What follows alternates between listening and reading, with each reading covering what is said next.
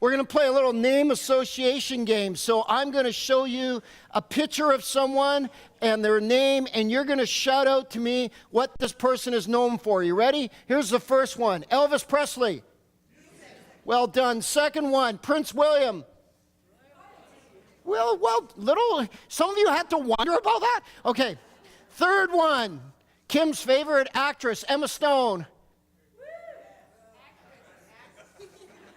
Okay, this isn't a lot of fun if you're not going to participate with me here, people. Okay, third one, the next one, this will get you going. Carey Price. Well done, best goalie. Okay, next one, Billy Graham. Well done. And this last one. That about sums her up, doesn't it? Okay. Good thing he's getting changed right now.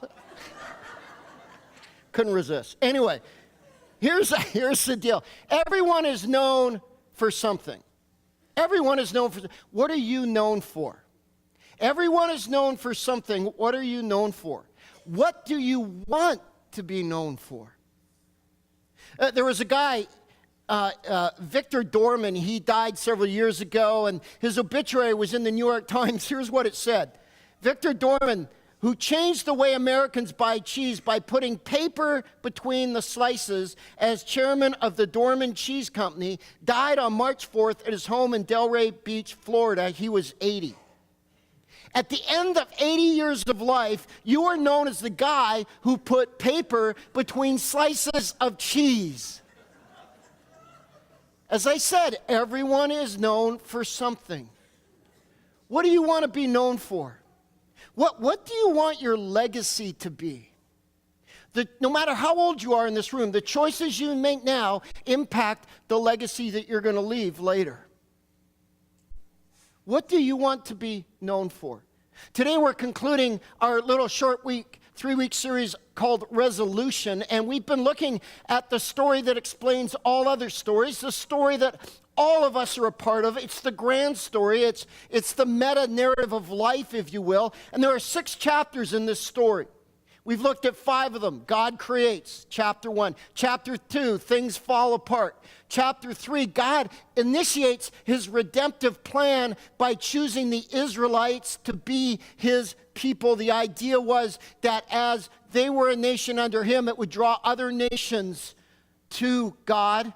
And then in chapter 4, we saw that onto the scene stepped Jesus, and Jesus came preaching, showing that the kingdom of God was breaking in.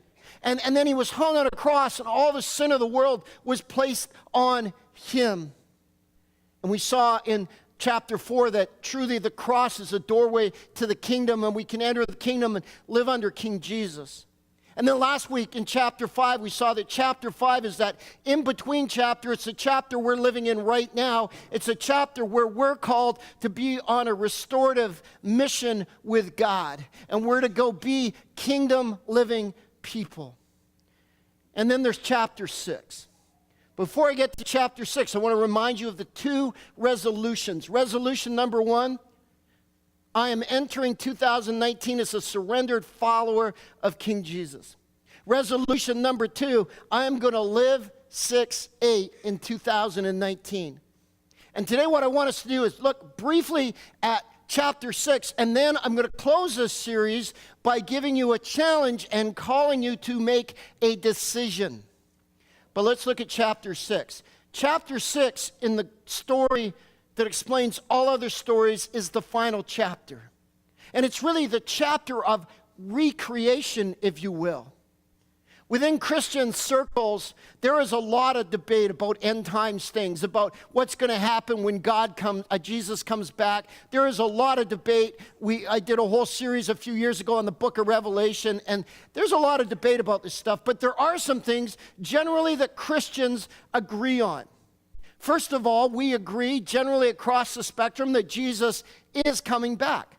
Jesus promised he would return. In fact, after he ascended, the disciples were looking into the sky just with this look of bewilderment, I'm sure, on their faces. And 2 men in white appeared, and they said this in Acts 1:11. Men of Galilee, why do you stand here looking into the sky? Which is a really dumb question because Jesus just went up into the sky. That's why they're looking at it. This same Jesus who has been taken from you into heaven will come back in the same way you have seen him go into heaven. And in Matthew 19:28, it says when Jesus comes back, he's going to bring about the renewal of all things. We've already seen God's heart is to restore all things. So generally, when we think about chapter 6 and the future, we know that Jesus is coming back. A second thing most people agree on is this, that there would be a resurrection of the dead to life or death. The Old Testament book of Daniel was the first book in the Bible to mention this. It says in Daniel 12:2 this, multitudes who sleep in the dust of the earth will awake, some to everlasting life and others to shame and everlasting contempt. And you see that concept mentioned several times in the New Testament. I'll give you an example.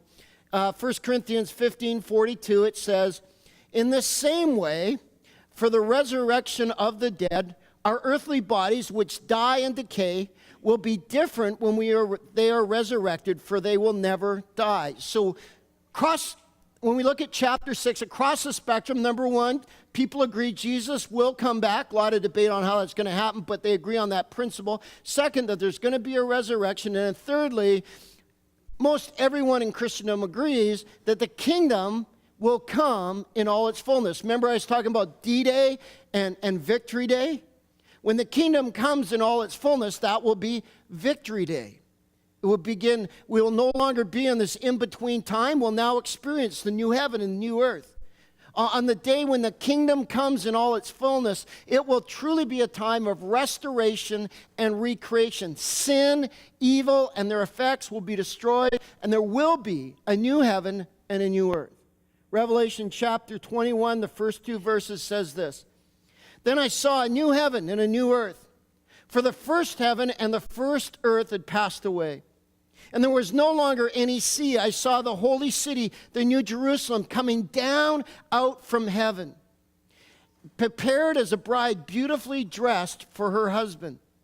When all is said and done, Christ followers will one day live with God on a recreated earth and resurrected bodies. And I know that sounds really, really weird.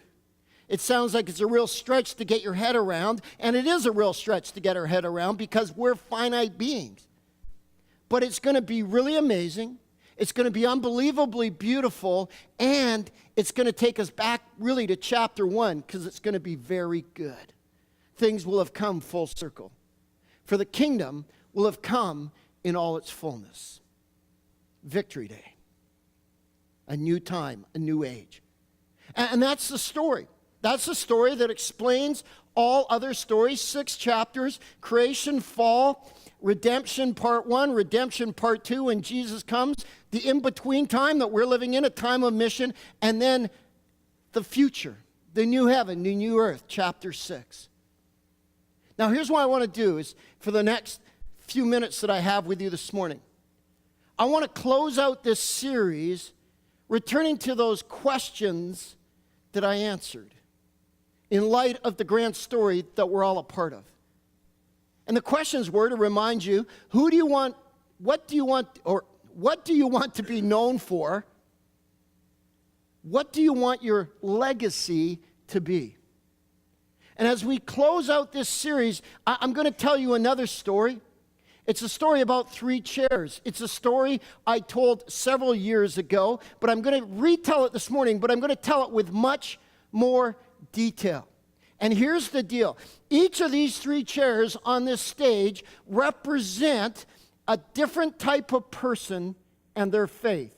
And as we go through over these next few minutes, you are going to find yourself sitting in one of these 3 chairs. Let me describe them to you.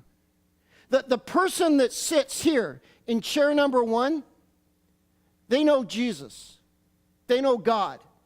They have a relationship with him. They are seeking to walk humbly with him. They are seeking to live 6-8. They experience in different ways God working in their life. The first chair person is marked by surrender. There's somebody who is seeking to surrender their life to God. If you're sitting in the first chair, you're living a surrendered life. You try to put God first. Jesus is your king. Now, people who sit here in the first chair, they're not perfect. They're on a journey. But as they journey, they're seeking to live under the kingship of Jesus. They're seeking to live surrendered kingdom lives. They're seeking to obey God and his ways. And in fact, obedience is really just an assumption for someone that is living in chair one. People in chair one say, along with the Old Testament leader Joshua, "As for me and my house, we will serve the Lord." That's chair one.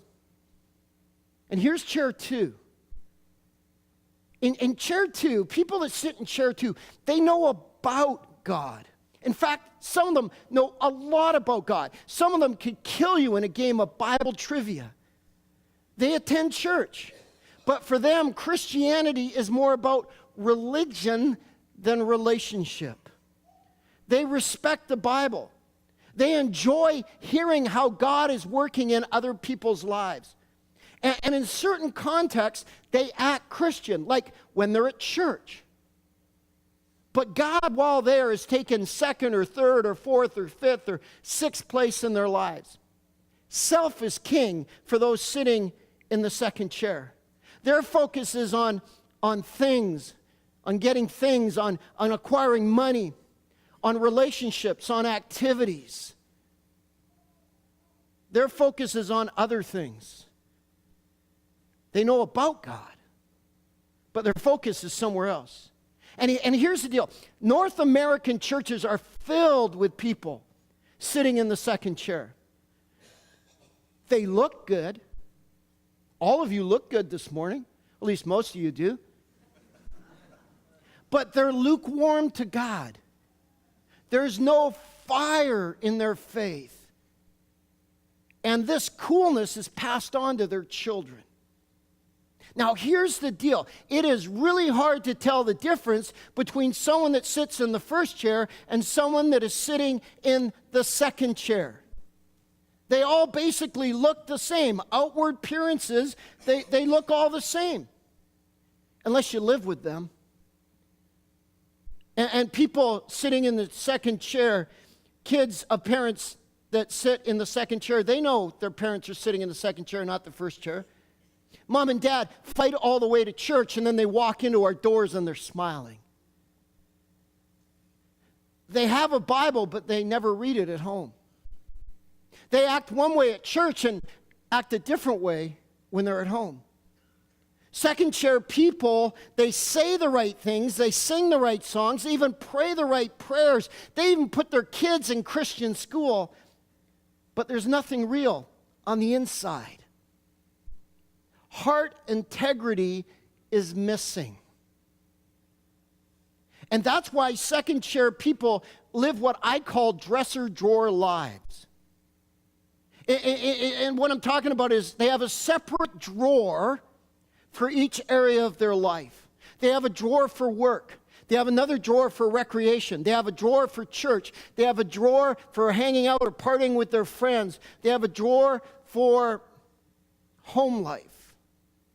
They have all these different drawers for all these different areas of their life. And for each drawer, they have separate values and behaviors. In other words, they reinvent themselves for each drawer. They act one way at church, they act another way at home, they act still another way at work, they act another way when they're with their friends. It's what you would call a compartmentalized life. In other words, people in the second chair are basically play acting through life. But here's the deal.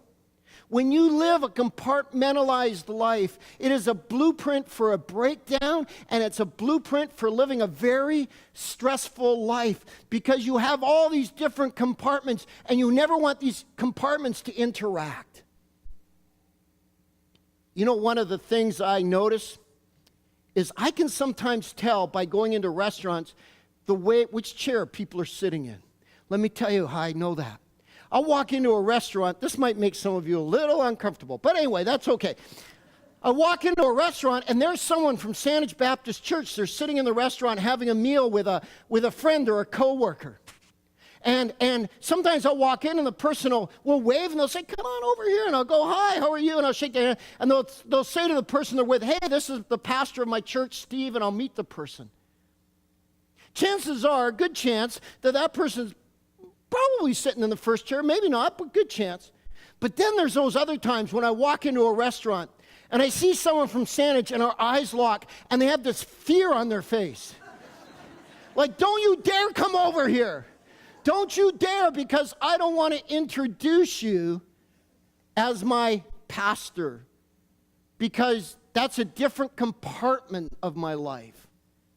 And sometimes I'm a real brat. And I just go over and go, "How you doing?" "Oh, I don't know you." "I'm their pastor," just to mess with them.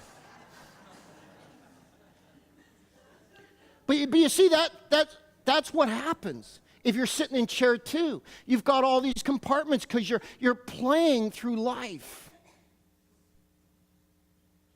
You're not trying to live a kingdom life. You're trying to live a play life. Now, here's the thing. The most unhappy, frustrated, joyless people in the world are not non-Christians. Did you know that? The most joyless, unhappy, frustrated people are second-chair people who are living a compartmentalized, pretend life. Now, granted, it doesn't help that our culture doesn't have a problem with compartmentalization. As a society, we've decided that success in one area of your life doesn't have to have anything to do with another area of your life, or how you act in one area of your life doesn't have to have any impact on how you act in another area of our life. Our culture supports compartmentalization. That's why politicians can display repugnant personal morals and still have a high approval rating, because the economy's strong. Because there's no integrity, it's compartmentalization. But while culture doesn't have a problem with compartmentalization, God does. When God looks at us, he doesn't see compartments. He doesn't see a collection of separate performances. God sees a whole person. And God calls us to live as whole people. He calls us to live with integrity. Not perfection, but integrity, where we're the same person no matter where we are. We're the same person at work. We're the same person at home. We're the same person in the restaurant. Wherever we are the same person, because Jesus is the King and he's directing the way we live. God wants us to live with integrity, and so do our children and our grandchildren. Because here's the deal. Kids look at second-chair parents, and you know what they say? They say, "Hypocrites, I want no part of it," and they go and sit in the third chair. And the third chair, the people that sit in the third chair, they don't know Jesus. They are far from God. They ignore him. They're not interested in the works of God. They might have a Bible, but it's buried on a bookcase somewhere collecting dust. Self is king. And very unfortunately, the third chair is filled with children who sense that God wasn't very important or wasn't very real to their parents, so they turned away from him and they went and they sat in the third chair. And let me also say this, parents. Let me say this. Not only is this chair filled with people who saw in their second chair parents that God wasn't very important or real to them and went and sat in this chair. You know another thing that our kids, especially when they're young, look to us and see, and if it's not very important to us, they'll come and sit in the third chair, and that's church. If church isn't a priority for you, God won't be a priority for your kids. Let me say that again. If church isn't a priority for you, God won't be a priority for your kids. In April, I start my 30th year here at Sandwich. I've been here a long time. I've seen it over and over and over again. Parents say, "Well, church is amongst one option on a Sunday that we can have as a family. And if sometimes we might show up because it's, an option for us. It's on the list. It's an option. It's not a priority. It's an option.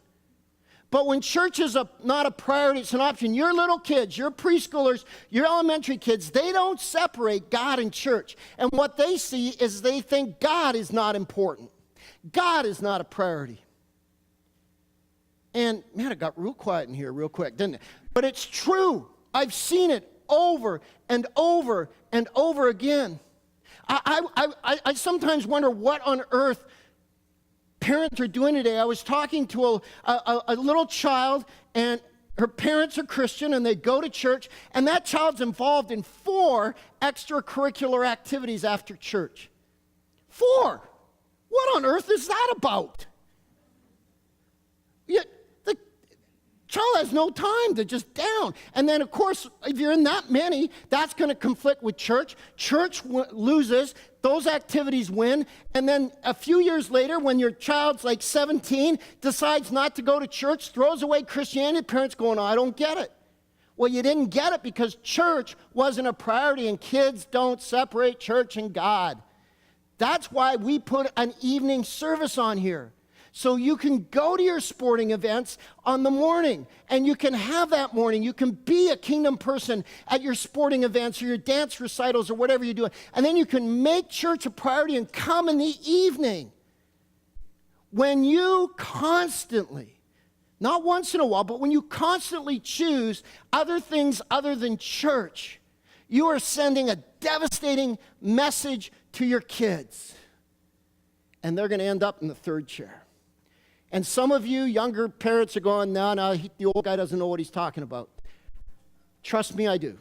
Just trust me on this. If you don't believe me, keep doing what you're doing, and then in 10 years, come and tell me I was right. If I still have a mind in 10 years. But anyway. Okay, there you have it. 3 chairs. Chair 1. People in this chair are seeking to live surrendered lives. God is first. Well, actually, throw it up on the screen. Here, we got a little chart there. Okay, they know, let me get the chart so I know what I'm talking about. Okay, they know God. They're here. They know God. All right?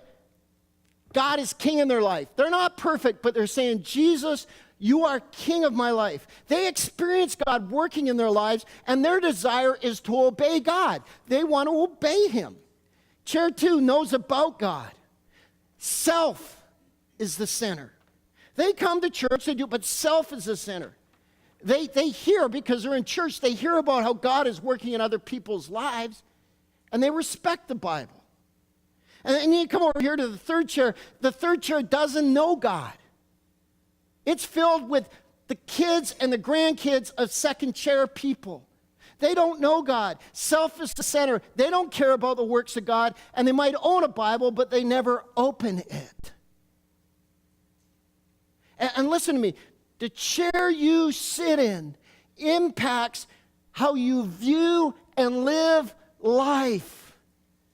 Let me give you 2 examples. Here's another chart. There you go. Work. The person in the 1st chair, when they go to work, they see work as part of their mission. I'm a kingdom person, so I'm bringing God's kingdom into my workplace. You don't have to be a freak to do that. Just be a normal person who loves Jesus and take the kingdom to your workplace. They also, here that chair 2, they see it as a job, as a career, and their faith has no part of it because, remember, they're compartmentalized. I had a businessman tell me once to my face, a Christian businessman, my faith has no part in my business. Chair 2. Chair 3 sees work as a job or a career. Faith doesn't play into it. When it comes to parenting, Chair 1 wants to raise godly kids. Chair 2 wants to raise good moral kids. And Chair 3 wants to raise successful kids. The chair you're sitting in impacts how you view and live life. It also impacts and influences, you can understand this, everyone around you. If you're living in chair 1, you're going to have influence. If you're living in chair 2, you're going to have influence. If you're living in chair 3, you're going to have influence. The chair you're sitting in, and this is so important to us to understand if you're a parent or a grandparent, the chair you're sitting in determines your faith legacy. If you desire to leave a legacy of first chair faith, you have to sit in the first chair yourself. You can't sit in the second chair and leave a legacy of first chair faith. It doesn't work that way. You can't dress the part and look the part and act the part and not live the part and expect to have a legacy of first chair faith.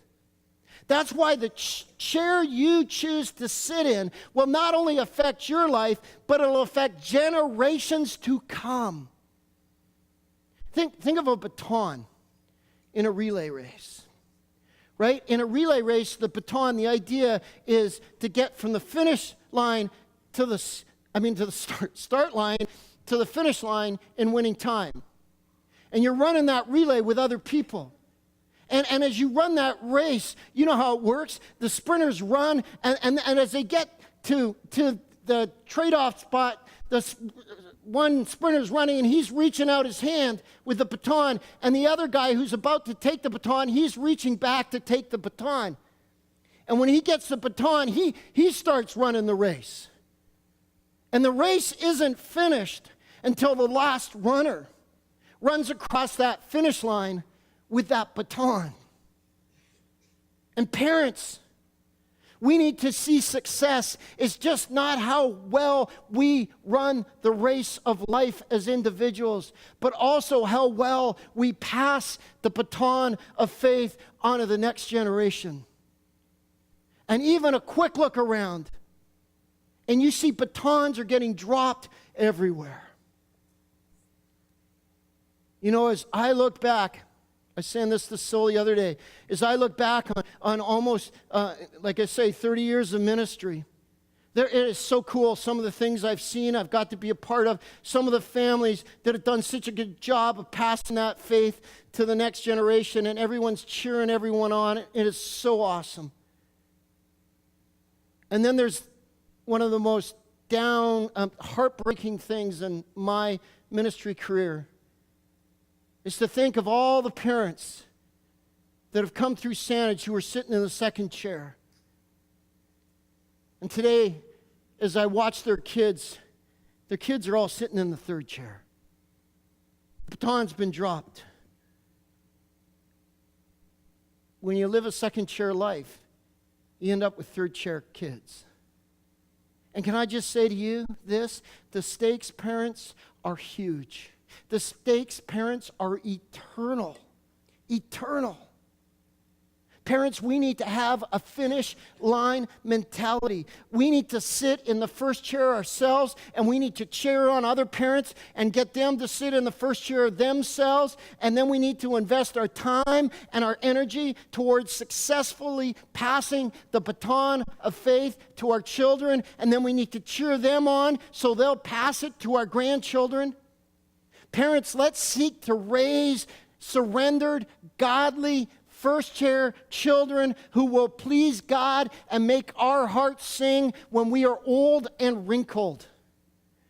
Listen, the most powerful inheritance you will pass on is not your house, it's not your stupid money, it's your faith. That is the most powerful, eternal thing you will pass on. That matters into eternity. Eternity. Your money, you pass it on, your kids love it, they spend it. Then when they die, that money just gets passed on again. It goes nowhere. It doesn't really matter that much. What matters is faith, because faith impacts eternity. And we need to know that. Proverbs 27 is a verse I love. It was one of my life verses as I raise my boys. The godly walk with integrity. Blessed are their children after them. Here are the simple facts. An overwhelming percentage of children will sit in the first chair if their parents were in the first chair. If you're sitting in the first chair, the chances are overwhelming that your children will follow Jesus and sit in the first chair. If you're sitting in the second or the third chair, it is almost a guarantee that your children are going to sit in the third chair. Now, of course, there are exceptions, right? We all know that. Parents, kids of first chair parents do rebel. It happens. Kids of second and third chair parents go to the first chair. It happens. But when that happens, children are defying their parents' dominant life message. Let me ask you this morning, what chair are you sitting in? What chair are you sitting in? Are you satisfied with your choice? Do you want to spend the rest of your life in that chair? Again, the stakes are huge. They matter not just for you. They matter for your kids and your grandkids and your great-grandkids. They matter for other people, your friends, your family. The influence, the impact is massive. What's stopping you from sitting in the first chair? What is stopping you from sitting in the first chair? Which chair are you sitting in this morning? Which chair do you want to sit in? Joshua 24:15 says this, "Choose for yourselves this day whom you will serve. But as for me and my household, we will serve the Lord." Today is the day to choose, church. Which chair are you going to sit in through 2019? It's time to move, church. It's time to move. If you're in the third chair, today is the day to say yes to following Jesus for the first time and get into the first chair and live a first chair life. And learn and obey and grow and journey with Jesus. If you're a second chair person, get your butt out of that chair. That's a lousy place to live. And every time I see you in a restaurant and you have that fear on your face, I'm going to come over and introduce myself. So get out of that chair. That's not a chair. What you need to do, if you're a second chair person today, you need to reevaluate life. You need to repent, and you need to turn to Jesus. You need to say, Jesus, I have been playing a game. I've been living a compartmentalized life, and I want to get into the first chair. I want to choose you to be my king, and I want to be a first chair person, not only for my own sake, but for my workplace's sake, my home's sake, and most importantly of all, for my children and my grandchildren's sake. And for the sake of Jesus, because second chair people make Jesus look bad. What chair are you sitting in? What chair do you want to sit in? Joshua 24:15, choose yourselves this day whom you will serve. I want everybody to stand up. You all just got more uncomfortable than you already were. Very simple thing this morning. Very simple thing. Our last resolution, throw up our last resolution. I am going to sit in the first chair in 2019. I'm going to sit in the first chair in 2019. And maybe for some of you, that's a reaffirming decision. You're saying, I'm there. I'm just reaffirming that I'm going to make that resolution. I'm going to stay in this chair 2019. For some of you who are in the second chair, you need to move to the first chair. And for some of you in the third chair, you need to say yes, following Jesus, and make that resolution. I'm going to sit in this chair. Here's what I'm going to do in a second. I'll give you a second to think about it. But what I'm going to do is I'm going to ask you to raise your hand if you say, I'm going to sit in the first chair. I'm making a decision, whatever chair I'm sitting in, I'm making a decision this morning that I'm going to sit in the first chair. And I'm going to ask you to raise your hand, and then I'm going to pray for you, and you can stay standing, and Luke's going to come and lead us. So here's the resolution. I'm going to sit. I'm making a decision to sit in the first chair in 2019. If that's you, I simply want you to raise your hand this morning. No pressure. If you have the integrity not to raise your hand, that is awesome also. Don't feel pressure. All right, let me pray for you.